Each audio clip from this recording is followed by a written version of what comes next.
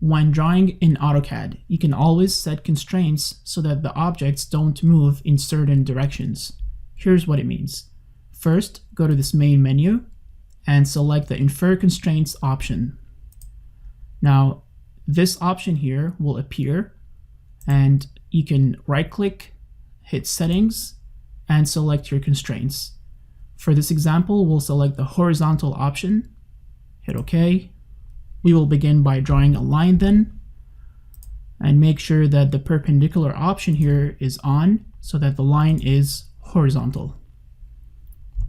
And as you can see, this button appeared here, which tells us that this line is restrained in the horizontal direction.